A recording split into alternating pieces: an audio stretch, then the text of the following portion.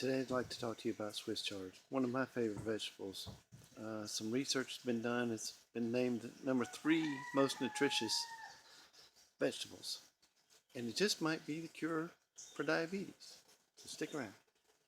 I feel something building up inside me. I must prepare, I must get ready. Serving you, Yahweh, keeps me strong and steady. For you, Lord, I'll go for green living. This episode is about Swiss chard. Let me give you a little bit of history about Swiss chard. First thing is not from Switzerland. It's more of a Mediterranean. Aristotle wrote about Swiss chard, and I'm not surprised because of all the medicinal properties that it has. This is one of our superfoods, and this is one that I would say it's a requirement for you to grow on your homestead so that you can get the health benefits from it. As far as the nutritional values, it's high in vitamin K, vitamin A,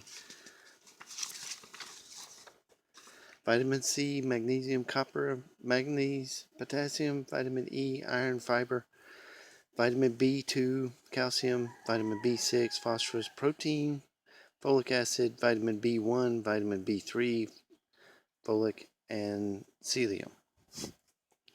It's a lot for one plant.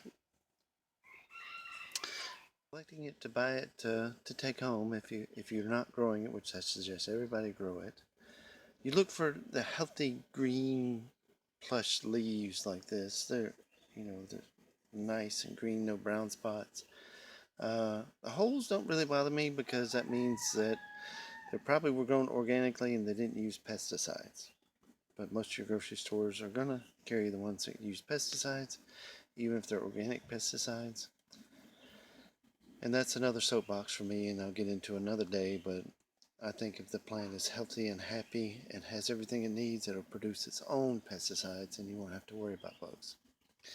But we'll get into that. Wanting to eat these where they're lightly blanched or, just fresh, I would say get the wider stalks, especially if you want to eat the stalks, because they're not so tough. These white stalks are nice and tender and consistency a lot like celery. Medicinal properties, though, you look for the deep, dark reds and yellows, something that really holds the color. These stalks can be eaten if you lightly blanch them, change the water, put them in the oven with a little bit of butter, and they'll be just wonderful. That's the way we eat them. Bits and everything. It does not like to freeze, but it will make it till first frost if you plant it outside.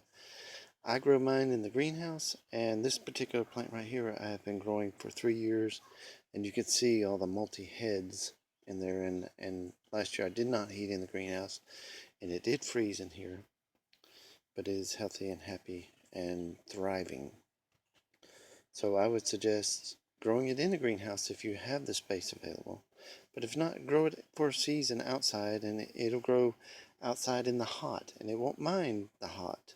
Just make sure it has plenty of water, and it'll do fine. Great antioxidant and anti-inflammatory benefits. Now that comes from the flavonoids, and I will describe it in the description box down below. But phytonutrients, and that comes from the color of it. So if you want the health benefits, the colored is your best route. And I'll of course I'll put all that in the description box and some links to let you go research it. And anti-stress. I know all of us get stressed out. There's nothing we can do. But this will help calm you and help you to keep from getting inflamed, and because it is an anti-inflammatory, from the stress that build up in our body that naturally happens. Because it is high in calcium and magnesium, and everybody knows that's essential for calcium intake into our bodies, so our bodies won't reject the calcium. It has high in vitamin K, so this is good for bone health. And what happens is the vitamin K1, it gets into our intestines, and a natural bacteria in our intestines turn it into vitamin K2, and that actually binds the calcium to our bones.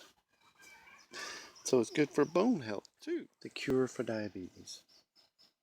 Actually, the Swiss chard gets into your system and blocks the enzymes that turns your carbohydrates into natural sugars. So that's one way, but it's actually been proven to rebuild cells in your pancreas. So you can reverse your diabetes using this one plant. I think there needs to be a lot more research in this, but from what I gather, all research on this plant has been blocked. So, and this comes from the acid that you taste in the leaves. If you were to ever eat a raw leaf, you would taste a kind of an acid burn in the back of your throat, and it's cyrillic, something like that, which I think it's, so if you were to want this to happen, I would suggest taking stalks and stems and everything, soaking in a little water. Try it in small moderations at first. I mean, a little drop on your tongue, make sure you don't have an allergic reaction. But then, making a tincture out of the leaves and stems, colored leaves and stems, because they are the highest in the acid.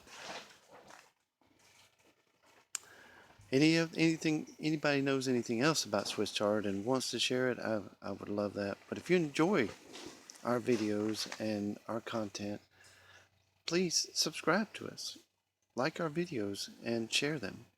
Comment below and let us know we're doing a good job. Alright guys, One Ove Ocha means I love you in Hebrew, and I mean it. Later. Living the way you meant for me to live is what I strive to do every day. As I live off the land, lead me at your pace. For you, Lord, I'll go for great living. Help me to feed all the hungry. Use me, Lord, to ease their misery from all this worldly pain and captivity. For you, Lord, I'll go for great living. I feel something building up inside me. I must prepare, I must get ready.